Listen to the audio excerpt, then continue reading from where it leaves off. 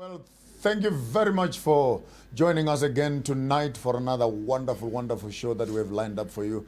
My name is Maponga JH Garamboko Garamashamba Huda Chira Navaneve Vanji Makumba Mwana Mwisende Shanu Wanachira Mbakusisra Mantranga Kugara all the way from the Republic and the greater kingdom of Mwenem Tapa in Zimbabwe. The ancient kingdoms and the ancient kings of the times gone past. I'm so excited tonight to be hosting this show for you where we're discussing African problems and discussing also African solutions. The whole intention of this show is to give us a backward glance which gives us a future look. So immediately when we begin to look at the past, where we are coming from, we can begin to have a map exactly as to where are we and where are we going. Who else in the whole country of South Africa could I find to talk to us tonight but our very honorable elder in the community, and Tate Singisa, who is running for us an institution called Mandela Foundation. Basically, they are looking at the greater empire of Kemet. Beautiful information right there. I don't want to take away the mic from him and take away some grits and little bits and interesting nuggets you're going to be learning for today. And he's not here for the first time. He's not here for the second time. He's not here for the third time. You're going to get familiar to this face as he will be taking us constantly and slowly. I want to allow this information to simmer into our spirits as African people. We cannot at this day and age constantly have our narrative being given to us by the Europeans as if we are dead. People talk about us. People talk to us. People talk over us. No one wants to talk with us and hear our stories from our own selves. Please welcome the guest and introduce yourself. Take your time and let the people know and the viewers out there who is Tate Singisa. Where is he coming from? What is his journey like? How do we end up here today talking to him as to understand you so that the people out there can begin to understand what you represent and what you are here to be telling us for tonight? Yes.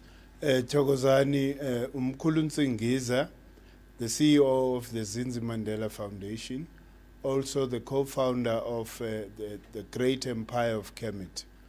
Umsebenzi wethu, our job and the mandate that we have is to investigate our past as African people so that we are able to use our past as a direction finder as to where we are going.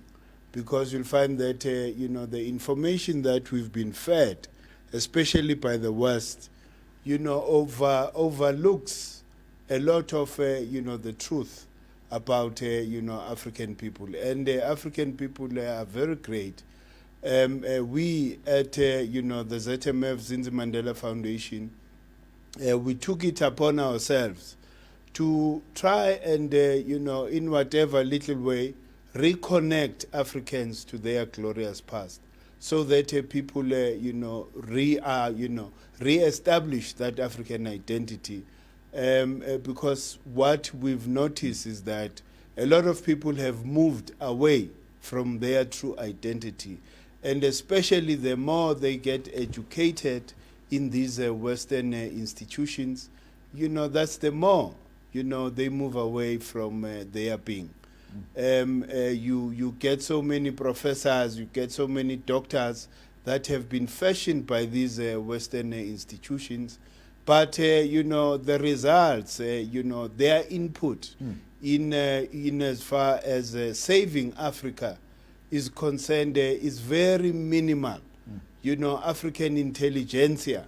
That is why there isn't a direction, because the very same people that we rely on to actually, give us the light, you'll find that those are the most people that are colonized in their minds. So they mimic the West, and actually even avoid associating with the truth about, Africa. People that I respect the most on the continent, the late Babu Credo, Vusama Zulu, Credo Mutwa, Vusama Zulu. We honor Vusama Zulu because he's the one who shared this knowledge. For over decades, He's been trying to educate Africans about Africa and the civilization itself. That, Africa is the cradle of that civilization. Maybe before we go very far, you threw in a bombshell right there. Maybe there's some young people out there who are not in our league of the guys who are now forgetting to wash their hair and leave milli on their chins and milk on their chins. Maybe just a quick background as maybe to introduce us. Maybe someone for the first time they're hearing that name, Credo, Vusamazulu, Mutwa. Who is this man and what did he represent? And how does he form your worldview in terms of giving you the perceptions and the African epistemologies and the love for the knowledge for the African people? Can you maybe just give us a quick introduction and how you become connected to Ntate Credo Mutwa? For me, my opinion, Ubabu Credo or Ntate Credo is a manifestation of the spirit of Imhotep. Imhotep was one of Africa's greatest inventor, scientist, artist, architect. He was everything. So when I compare the life of Imhotep, Imhotep, by the way, he's the one who came up with what is called the Pythagorean theorem. Yes. But then they don't credit him. Why? Because the victor has actually decided to tell our story. History, So Ubabu Credo, for me, everything I know, I got foundation from him. Can we put it on record that you are actually a student? Yes. Of Credo Mutwa? No, certainly. How much time did you spend with him? Years. Years with Ubabu Credo, because you see, this acquiring this knowledge, it's not an event. It takes time. It takes time. One of my Hebrew, when I used to be fascinated with the Christianity and etc., one of my Hebrew scholars actually said to me, professors, says to me, don't memorize my words, learn my ways, and my words will come to you. That is so and true. Our generation right now is actually in a hurry to get the information. Sure. So they meet you quickly and they think they can just put USB cables into you and download all the information they need. Oh no, certainly. It took me, over 20 years. 20 years? 20 years for me to be at the level that I'm in. Wow. In terms of knowledge. And the person who gave me that foundation, it's, Vusamazulu, Credo Mutwa. And the one thing I appreciated with him, every time I would be with him, he would show me a book. As an example, a book by Sidkin that talks about the Anunnaki. He showed me and said, here's the book. Wow. But I'm not going to give you. Oh, yeah? Go and get your own copy. Go buy yourself a copy. Go buy yourself a copy. Wow. Well, then I was so worried because I so much wanted the knowledge in that book. Then the next day I phone around. They tell me that the only copy they have, it's in a Centurion. And by then you're living in Soweto? I'm living in Soweto, even currently, right. I'm still living in Soweto. I've been to your home. I've been to your home. Yes. Yeah. So I leave, my home, Soweto, rushing to Centurion. Yeah. On the way there, I met with an accident. My word. The car, overturned a couple of times. But when the ambulance came to pick you up, to pick me up, because I was with my wife then. Oh, mercy. Yes. One thing I requested from them. Please. Before I go to the hospital, can I go to Centurion and get that book? And because I knew I will then, be able to read while I'm in hospital. Yeah. I'm in hospital. Wow. So I really appreciated, and I appreciated Ubabu Credo because a lot of, these colonized, doctors and professors from universities, they ridicule him. Yes.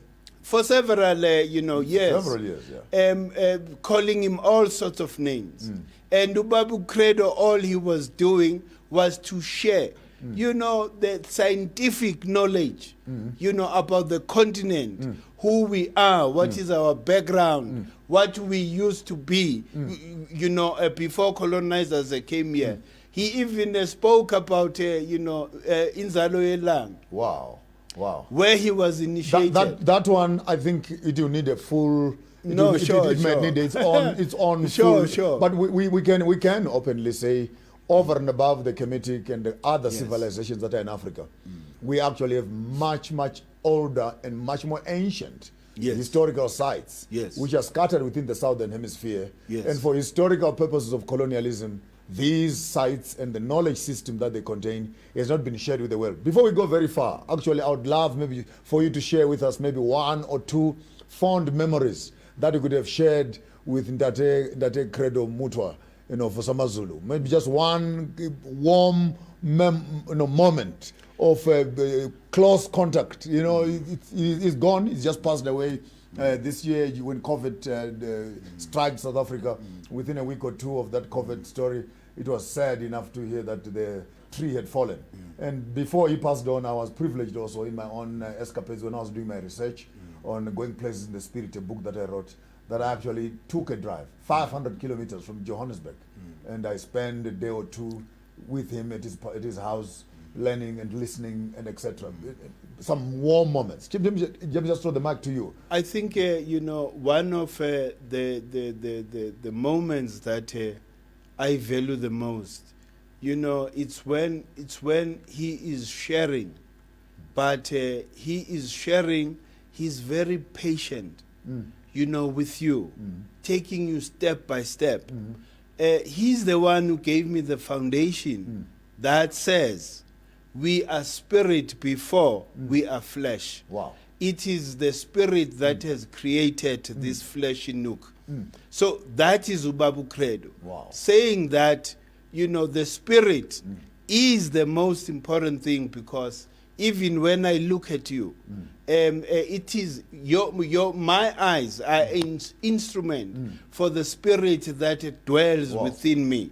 So he explained even you know, how the Western you know, education is limited.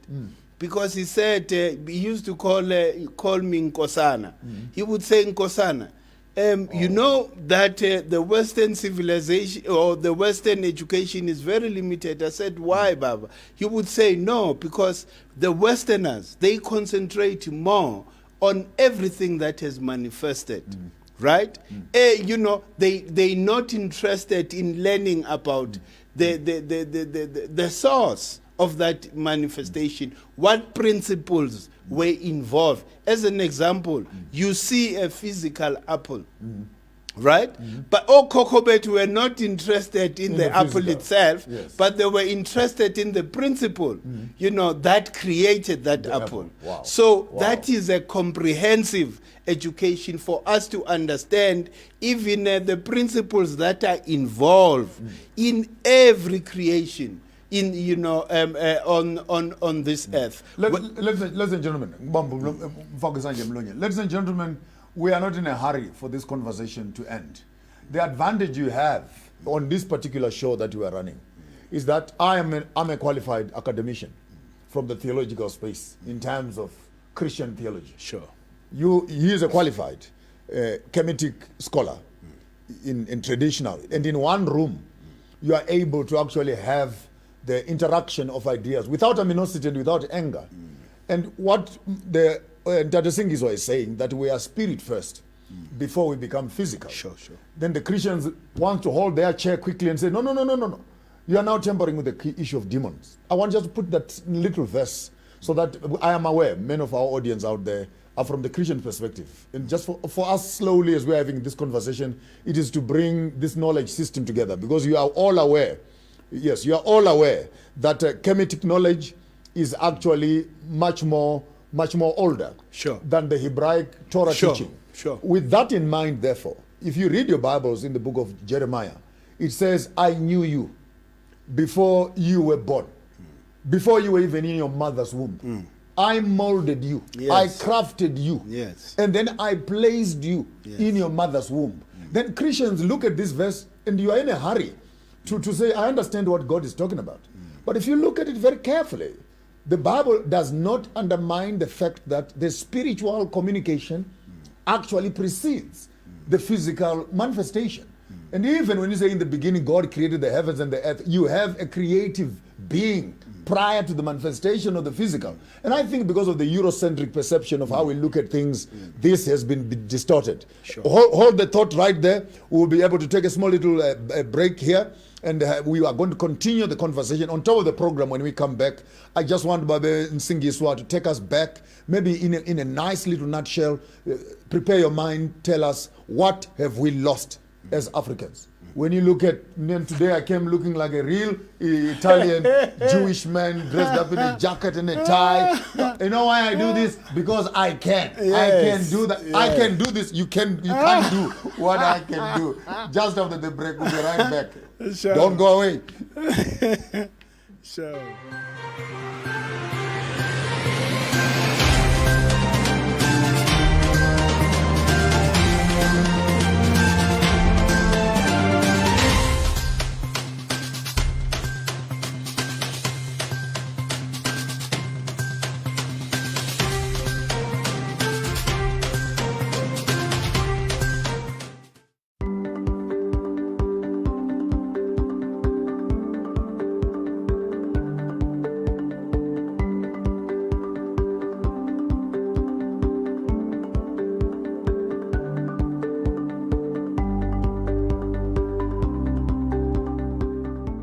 Welcome to Amandla Omnoto Business Talk Show.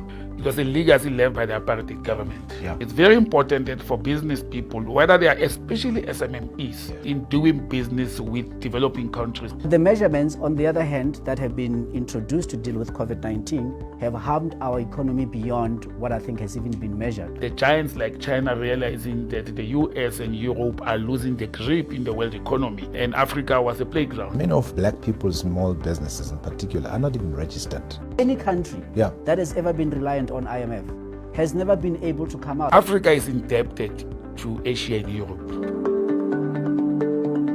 Welcome to Amandla Omnoto Business Talk Show, a show that discusses economic fundamentals with a focus on small businesses. Tune into Amandla Omnoto Business Talk Show on Galaxy Universal Network, channel 500 on Starset.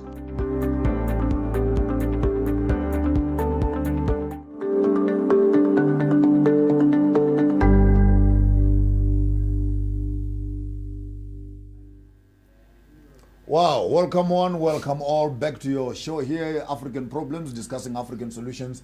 We're having Ancient Nsingiza from the Zinzi Mandela Foundation taking us through the greater African knowledge systems from the Kemetic time to where we are. And just before we left for the break, we were talking about the issue that the spirit manifests in the flesh. And what we are discussing here, these are not Western paradigms of thinking. We are talking as Africans. How do we look at ourselves? Even as an African man, when you greet an adult, you don't greet him in singular. You greet him in plural because you are aware that within him there is more that I'm looking at than the physical manifestation itself. And I know you wanted to say something just about the issue of the spirit manifesting itself through the physical space. Yes. Remember, even through our, enlightenment initiation, in the African sense, they teach you that you actually respect even the child because the spirit that lives within that child is much older than the child. Wow.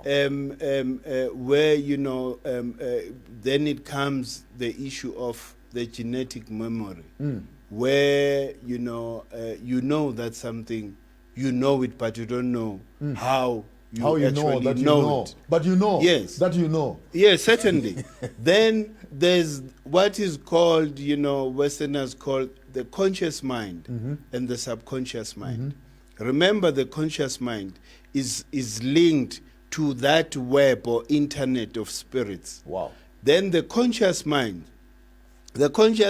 feeds on the subconscious. That's why they say that you must always be careful of your thoughts.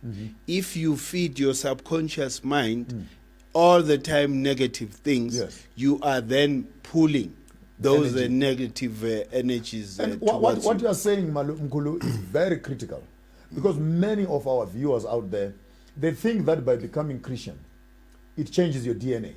Because you wake up in the morning, you work in your nice little tight jacket and brown shoes, and I believe in Jesus. Okay, it's fair and fine. But the fact that you believe in Jesus, you're still going to bold on your head. The problems and diseases that are still in you were inherited from your forefathers: sugar diabetes, high blood pressure, heart failures, and etc. Hence, when you go to a hospital, they ask you, do you have a history of this in your family? Because even the medical world understands that when we are dealing with you, we're not dealing with you in the present. No, sure. We also need to look at you from the past to where you are coming from. And this genetic library you're talking about is instilled in all of us. And as Africans, we always avoid looking at the present, but we always want to look at where you are coming from. For the roots are stronger than the tree itself, for they keep the tree up on its feet. Oh, no, certainly. Another thing, you know, what animates us, what gives me the ability to walk, what gives me the ability to breathe, and what do we say when that spirit has departed from you? Wow. You are dead. So the most important thing, remember, the spirit never dies. You can shoot me, you can stab me, you can do whatever to this body, but you can never touch my spirit. You know, because another thing, Africans before, they look forward to death because they viewed... It's a transition. It's a transition. They viewed, you know, this earthly existence as imprisonment As a passage. of, you know, the soul. Do you understand? So when you are then, you know, when you die, that spirit is released again, is free again. I had an interesting one the other day in my weirdness of thinking. You know, let's say you have a heart problem. You have a soft heart. Then you sleep. And in your sleep, you dream. And while you're dreaming, you travel to wherever you're traveling. And you happen to be very scared of snakes in the physical.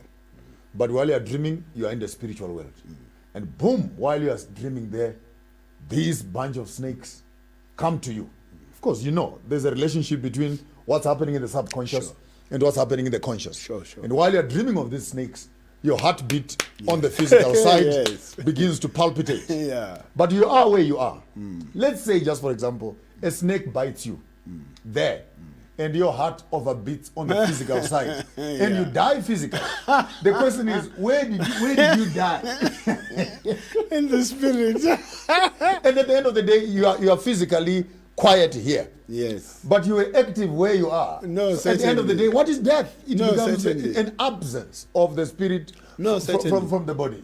And I'm sure a lot of people have experience whereby you dream of something, then the next day it manifests, you see it happening physically. There you go. You know, so these things, you can't separate the two and say the spirit is more important than the body. Yes. Because the spirit needs the body to fully express, you know, its will. Wow. So this thing, which is I sometimes always, you know, hop on, when you perpetuate colonization in your mind, you are actually further imprisoning your ancestors. Wow. Because your ancestors want to fully express through you. For the sake of our younger viewers, when you hear these big words like ancestors, I know, again, you want to hold on your chair to run away. I'll give you a working definition, which will calm you down. Ancestors, let's just say it's you in your previous life. Can you work with that definition? In other words, ancestors, it's your DNA prior to your arrival. So when you are actually running away from your ancestors, you are running away from your shadow. So in you calling on God of Abraham, God of Jacob and Isaac, those are all also dead spirits. And by the way, there's a verse I saw the other day which says, do not consult unfamiliar spirits. But it says nothing about familiar spirits. Now, the question is, have you ever dreamt about Joshua or dreamt about Abraham? Never. But how come you would not want to relate to where you are coming from? And I've said this and I'll say it again. If the European system managed to tell the African that your dead grandfather is a demon, it only makes you a demon waiting to become. No, sure. I fully agree. Another thing people should look at, at the foundation or the source of all these books. Your Torah, your Quran, your Bible. The source, it has been proven, it's African text. What is called now the, Book of the Dead, but our ancestors called it the Book of Coming Forth, the Enlightenment. Where they teach you about the laws that govern the universe and how to harmonize, with those laws. Like now, we are in a season, we'll come and talk about the African calendar. We are in the season of Sekhmet. Sekhmet, they say Sekhmet is the eye of Ra. There is what is called the Ureyas, in the Kemetic, spirit. In Zulu, we call it Umbilini. That is the coiled energy on your spine, right? That when you activate it, it comes to your third eye here. And this is, science. It confirms. What is so exciting to me, but while I'm listening to you, is that we would sit down as educated Africans and bask in the sunshine of European rubbish and mischief that insults African knowledge system. The very fact that an African has words that describe and explain this new age sort of thing, energies, new age of Aquariuses, you have this, whatever they call them, the third eyes. And if you hear Zulu say, Umbilini, yes. we literally are saying we are aware of the energies. And while you're on that, I might just drag you a little bit. In Shona, the word we use for Holy Spirit, quite interesting. We call it Mudzimu Unoera. Now, Mudzimu is actually ancestor. And the ancestor who is holy. The ancestor who is pure. So it means that when you're saying Mudzimu Unoera in Shona, you are saying we want to call upon the cleanliness of the spirits of your forefathers to be working together with you. On the same issue of dreams and visions, in Shona culture, when you wake up in the morning, I know we say Sanbona, Sawbona, and Vuganjan, but in Shona we actually say Zehope. Zehope Mukaworo. Meaning to say, did you have any whispers in the night from the spiritual world? Sure, Are you bringing us information in the morning to the land of the living? Therefore, when Shona people wake up in the morning, we don't wake up to greet each other. We wake up to find the signals. When you were sleeping, were you able to connect to the spiritual world and get information from there? I still get angry in Tate Singiswa with a passion, because the very same African person who now believes in the Bible stands to condemn dreams and visions. Yet the entire Bible text, it's based on that. It's based on visions. Oh no, sure. And it's based on dreams. No, sure. Another thing, just to demystify the issue of the ancestor. The ancestor, these are eternal principles of creation. They are 9 active principles of creation. Wow. That also maintains creation. That is why you stay for 9 months in your mother's belly. Each month, so that all these principles are actually, manifest. I wish someone in the back of the room there, these issues that he's mentioning, and I'm not allowing him to expand on them. Please take some notes. I want us to come back one day and maybe focus on we've already mentioned the first one, which is the one in Mpumalanga, in Zaloyelanga, the cradle of humankind in South Africa here. He's mentioning again the reason why we spend 9 months in our mother's wombs, to activate the 9 levels of creation that we have. And while you are sleeping in your mother's womb, which are the salt waters, the alkaline waters. And then you come back again to the real concept of spirituality, how alkaline water and an alkaline diet works with the body so that the body can become spiritually active. Ladies and gentlemen, in the studio today, we have Ancient Nsingiza, taking us like little crawling children, step by step, leading us on this path to understand our ancient past. In your own words, what have we lost as Africans? When you, in your old age, you look at us today, young boys coming around, excited about all these things. When you look in hindsight, what do you think we have lost as Africans? I think the African identity. Wow. The African today is so confused moving between the two worlds.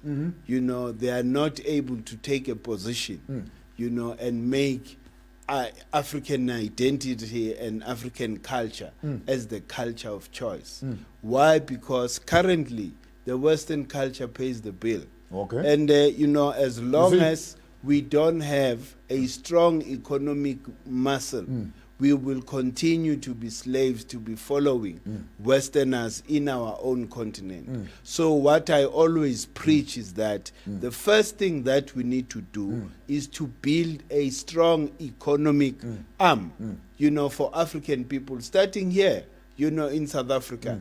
If, look, we are over 40 million, you know, black Africans in South Africa. Yes, sir. That's a critical buying Critical power. mass. Critical buying power. So if we can use that, leverage that to create our own economy, yes. you know, then we will be able to freely express our culture and identity. Wow. For now, we compromise a lot because we still work for these Westerners. So Now, I want you to hold the thought right there. There's another idea that is running in, and some of our viewers here are already throwing questions. They are with us. We have more than a couple of thousands that are already following us on our social media. But I know this is a bigger subject where we can deliberately look into the demystifying of the African indigenous African perception from a traditional healer or what you call him, indigenous healer, to a Gobela, to a Sanusi, to a, you know, there are various classifications, to the one who knows medicines and etc. I know, I've sat down under your feet a couple of times and I've heard those divisions, and I know someone out there is just throwing in a question right now saying, why did Ndate Credo call himself a Sanusi? What would you define as a Sanusi? Sanusi, I would say in the, you know, Western context, is the high priest. You know, the keeper of knowledge. Keeper of knowledge. The keeper of knowledge.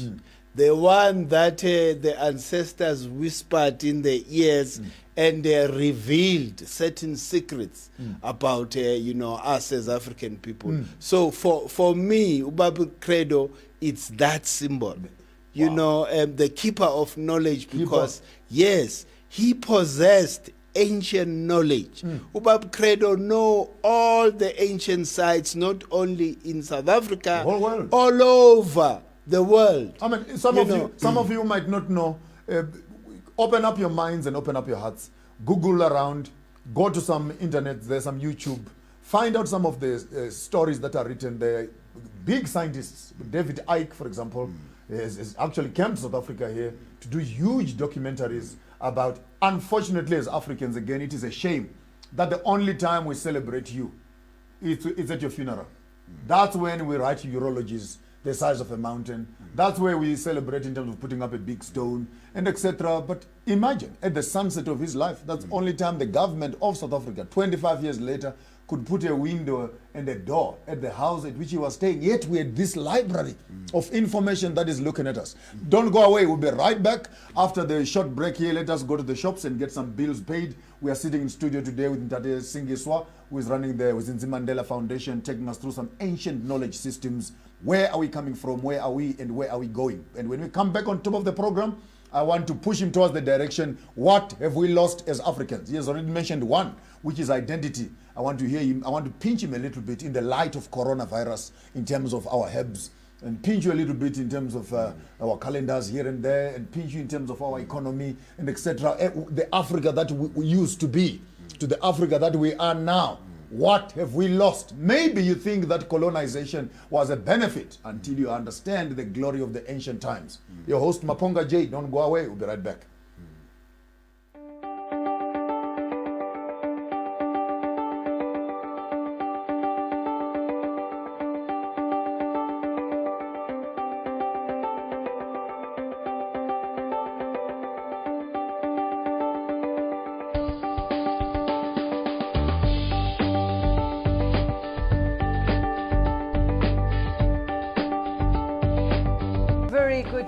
and a warm welcome to Galaxy News. My name is Sanda Nomusaka Kuto, and this is Pan-African Morning. Of course, I'm not going alone. I'm going with my co-host, the one and only, the Pan-African woman, Balisa Mutwa. How are you, my darling? I'm wonderful, Bakai Mpumalanga. Yes, welcome to the Pan-African Morning right here on Galaxy Universal Network. Galaxy Universal Network is a company owned by 5 directors.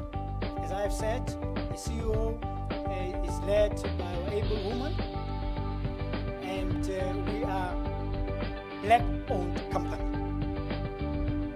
And as such, part of our mission, vision, sacrifice, and choices is to conquer the African continent. By that I mean from Zambia, Zimbabwe, Nigeria, Algeria, Kenya, Tanzania, from Cape to Cairo, my sister. However, part of our plan and our mission is to provoke the mindsets and the hearts of the African people by telling untold stories in an authentic way, in an unbiased way, in a way that has never been told before. I think the most important thing in life is about growth. You know? From where you were, I always tell young people we must compete with our yesterday. And I got to prison, I had said, okay, right now they have sentenced me to effective 7 years. So what next? What am I going to do with my time? And I remember telling one of my very good friends, close friend, I said to him, you know, when I leave this place, I'm going straight to a man that sentenced me. He was taken aback. He couldn't understand why would you go back to a man. Of course, he thought with no temper, I wanted to harm this man. I said it's because that man changed my life. So there's something that's called time. When I'm talking to young people, we must always redeem the time. I no longer live in times, but I live in moments because I understand what the freedom means. So because of the wrong decision that I've made one day, I was told in the most hopeless of places, which was a prison. I had to start building all over again.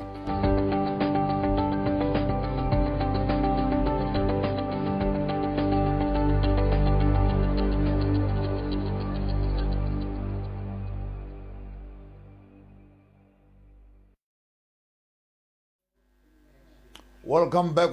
We're excited and thank you very much for spending some time here with us as we're having our own conversation around African issues. Ladies and gentlemen, the colonial system will never come to Africa and teach the African people things that make them assertive. All the education system we've received so far is there to manage our intellect, reduce us from the great kings that we are. But when you look back into the history where we come from, we have a glorious history, we have a glorious past. And I love something about seeds. No matter how useless the seed might be, when it is placed on the correct soil, is it not surprising? You may think that it's dead, but man, just place it properly and water it. Come back a few seasons later, you'll find a massive, beautiful tree. So I don't know who is out there who is actually benefiting from this, but if there is anything we can achieve through these programs, it is just to plant that seed in your spirit that reminds you of who you are, so that we can begin to treat each other with a great respect at which we have. I had just mentioned before we went for the break, can you just maybe take us through what have we lost as the Africans from the past, where we're coming from to where we are? You had already mentioned the first one, which was identity. Maybe just give us a quick rundown of some of the critical issues. And I wish you can also make a comment on the greater indigenous medicines in the light of the COVID and the Madagascar cure that has been found. We also hear some news that the Rwanda government has already approved in South Africa here with Mhlonyana, and I saw someone already selling Mhlonyana plants they are selling. to be putting them in our houses. You know, and I love that. I love COVID for some strange reason. It was like a wake-up cloud on the African system that you cannot always be queuing at the pharmaceutical. You know, I must go to my doctor. He will sign me a prescription. Man, our kitchens used to be hospitals. Our bushes were our pharmaceuticals. And when you look at us today, what do you think you're looking at? What have we lost? We are weak. We've lost, everything that we used to hold, very, very, give it, so much value. We have devalued ourselves. Why? Because I'll make an example. The system that we operate under, it's a Western construct. It's not a tried and tested governing system of the continent. So this system promotes a certain lifestyle. I'll make an example. South Africa here, it was declared crime against humanity in 1973, 74 there by the UN body. The same people. Yeah. The UN declared South Africa crime against humanity. The apartheid system. Meaning the system that was started by colonizers, it's still well, and alive today. So that is why most of our things are stifled. Why? Because the system we operate under, it's wrong for us. It's an imposed system. This is the system that has made us lose the value. As an example, like Umhlonyan, our healing system, it goes back to the spirit again.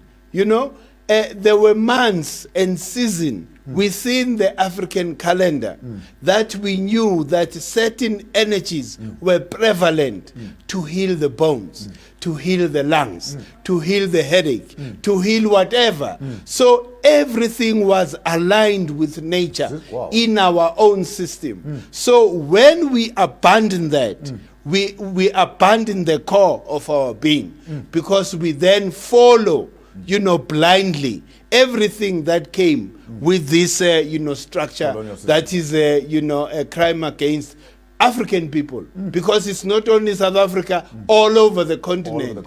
This structure of the republics prevails, meaning that Africa is ruled by a structure that has been declared crime against Africans. Wow. So that is the foundation of our problem.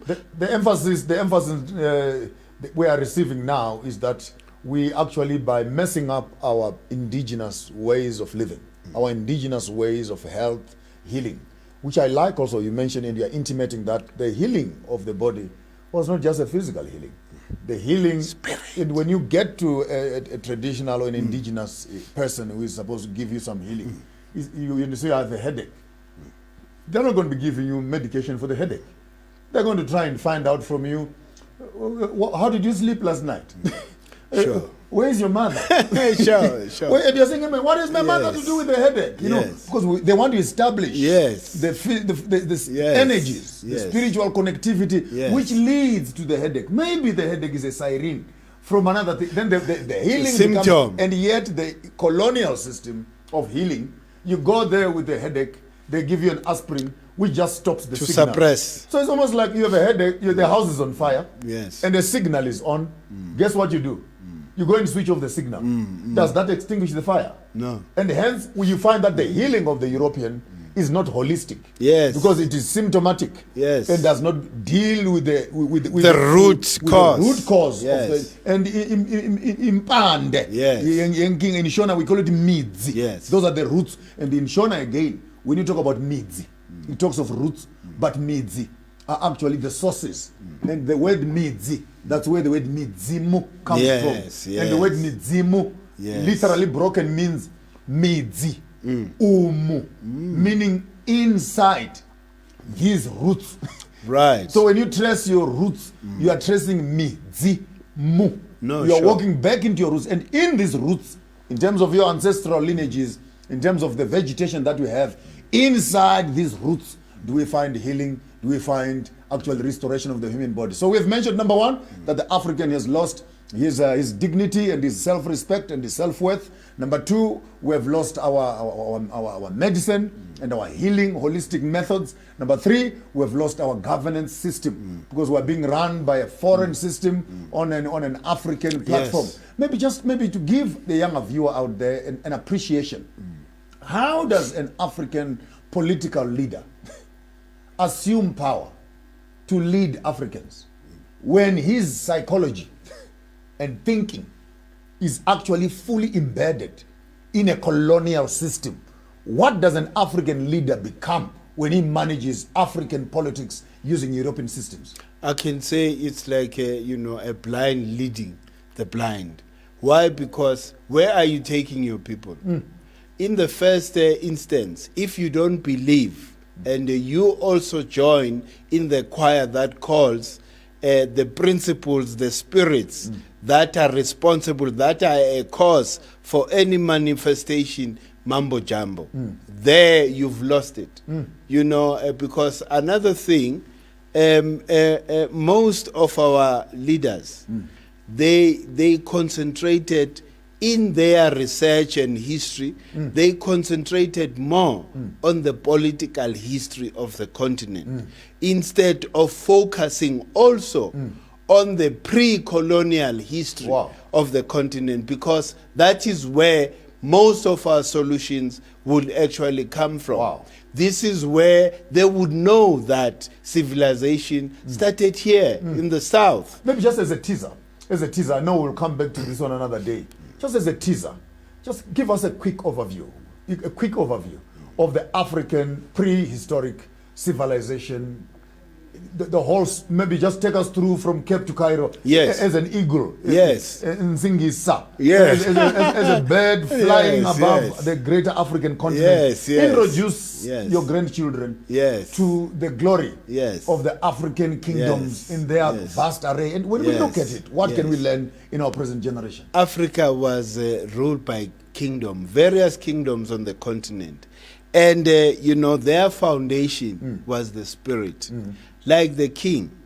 The king is supposed to represent the creator and the queen mother on earth.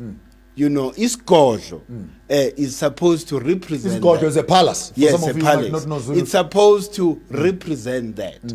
Meaning that when we say, you know, the mouth of a king never tell lies. You know, mlomo wenkosi awuqambi manga, because we believe, you know, that you are connected to the creator. The creator talks or speaks through you. That is why whatever you say to us, it has to manifest because God has spoken. But now, if you remove, you know, that indigenous systems, like that system, that you know, governing system, you are then dislodging the African from its center. You know, because Ubkosi centers us. We are spiritual people. Is it not funny that while the British empires ran around the world destroying empires, they maintained their queen is still in place. No, sure, the king is still in place. And look, I was in London the day they struck Saddam Hussein in Baghdad. Guess what was the headline on the newspaper that morning? Queen Anne's dog bites the queen's poodle. Because the news to them is not how many people are dying in Iraq. The news to them was the royal news. And Britain could actually turn its eyes on the soldiers that are in Baghdad and focus at Queen's Anne. Queen Anne is another sister to the queen. Her dog visited this dog and beat this one. The one that the queen makes dollars for. But it says that the palace unites the kingdom and holds Britain together. That's the thing. That is what you know, kept Africa, you know, together. And what we call Ubuntu or Kokobetu or ancestors used to call Ma'at. That was the moral code that prevailed throughout the whole continent. You know, the destruction of Ma'at brought chaos, not only in Africa, the whole world. Can I pinch you a bit on Shona? When we pray, guess what we say in Shona? Kuna Ma'at. So Kuna Mata in Shona means connecting with Ma'at. Yes. So these are the two things that kept us together. But now you can't compare, you know, the kingdoms or the sitting kings, you know, that are there today. Why? Because firstly, they are ignorant of their own past. You know, most of them have been fashioned or trained in the Western system. That is why most of them, you see them. There's no value. There's no value. Maybe our time is running very fast, and I know an hour is almost flown past. I can't believe it that we actually an hour is gone past. But I wanted just to remind the viewers out there We have the greater Credo of humankind in South Africa. We have the clock and the watch of Mpumalanga. We have the Mapungu ruins. And the pyramids. The pyramids. The oldest pyramids in Mpumalanga. Right in Mpumalanga, yes. We have Mapungu in Venda. We have Domboshava in Botswana. The Great Zimbabwe. We have Muchena ruins. We have the pyramids of Sudan. The civilizations of Mali. The pyramids of Giza. Did you know that even in Nigeria? Yes, that's true. All over the continent. When you look at the African civilization, what we want you to know for tonight, you are not coming from a dark continent. You are coming from an illustrious, glorious, powerful history. That if we can tap into that history, we may just find that actually from architecture to medicine to fashion to clothes. To read it, the other day I read this civilization in Mali where they are counting stars and what. The griots reciting history 60 generations by word of mouth, not written down. And you look at this glorious history, and a little boy comes out from Massachusetts and Harvard University and say, I hold a PhD. Sorry for the language. PhD my foot. How can you hold a PhD in knowing William Shakespeare? And you're ignorant of your own. Dickens, and you don't even know a pinch about your history. Please give us some advice to some educated young boys and girls out there who are saying, we are learning. What is it that we must learn? Give us some sources. Give us some references. Yes. They must look at, all the books by Babu Credo Mutwa, Vusamazulu Credo Mutwa, all the books by Sheikh Anta Diop, everything written by Theophile Obenga. So as a start, and another one that will then clear the mystery in terms of civilization, by George James. It's called Stolen Legacy. That will tell you where Pythagoras studied. Okay. Where are we someone in the back there could be taking these books down and share them on the screen? Just say them for me one more time. I want these guys in the back to capture all them. All books by Babu Credo. All the books by Babu Credo Mutwa. All the books by Sheikh Anta Diop. Sheikh Anta Diop. Yes. All everything that is written by Professor Theophile Obenga. Theophile Obenga. Then the fourth one, a book called Stolen Legacy by George James. By George It James. will give you a scientific research, as to where Pythagoras learned. God is theories. All these Greek and Roman, philosophers, which then confirms that there is no Western civilization, but only one civilization, which is African civilization, because the people who are credited Western civilization were taught by Africans. We are not in a hurry, Ntate Singisa. We are going to come back to these issues and unpack them slowly. Because I would want maybe one day, I want one day maybe to have an opportunity where we can actually have a conversation as to this civilization we're talking about, the technologies that we are talking about, and how do we end up where we are, and how did the history of the African end up as his story. Instead of it being our story. Your final parting shot in exactly 30 seconds. Give us a word of encouragement as Africa right now on the death of George Floyd in America, and a word for the black Africans. How do we preserve ourselves? What kept us together? It was the great empire of Kemet, which was an empire that involved all kingdoms on the continent. That is when Africa was united, and that empire is responsible for bringing civilization to the whole world. Wow. That you heard it for yourself. There's nothing that we can do in terms of being torn apart. My grandmother had a proverb that says you can take one grain or you can take one stride of grass, you can break it easily. But once you put those strands of grass together and you make up that one big broom, no matter how strong you are, it will be impossible to break that, so that even the weakest amongst us, even the most despised amongst us, the Hottentots, for example, the Khoisan, Amashangan, when people are tired of you and they want to insult you, what will Shangan? Amatonga, because they poke themselves. We as modern children seem not to understand the great DNA and knowledge that is encapsulated in some of these marginalized tribes. Some of us even try to change our names and our surnames and totems because we don't want to be identified, quote unquote, with subcultures, undermined and relegated cultures. But in the midst of us being Africans, what holds us together as Africans is the greater unity. Please, ladies and gentlemen, show some hearts, show some thumbs up, show some love to our honorable guest, Ntate Nsingiza, who has spent lots of time for us, and spending time is not the last time you're going to see him. It's not the first time you're going to be seeing him. You're going to be seeing him over again and again and again as we are learning here on your African channel here, learning African problems and coming back to be discussing African solutions. Until we see you again, Ponga Joshua Chigaramboko Garamashamba Huda Chirana Vanavanji Makumba Mwana Musende we Shanu Vanamatanga Kugara. Go away, we'll be seeing you right back. Nice one.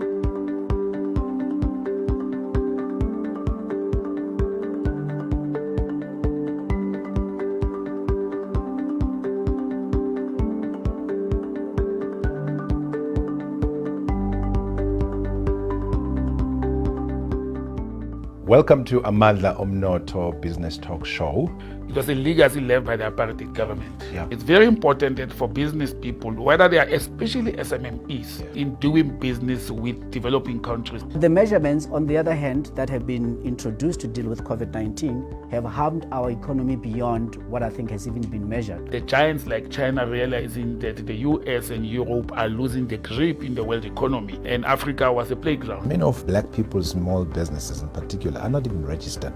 Any country that has ever been reliant on IMF has never been able to come out. Africa is indebted to Asia and Europe. Welcome to Amandla Omnoto Business Talk Show, a show that discusses economic fundamentals with a focus on small businesses. Tune into Amandla Omnoto Business Talk Show on Galaxy Universal Network, channel 500 on Starset.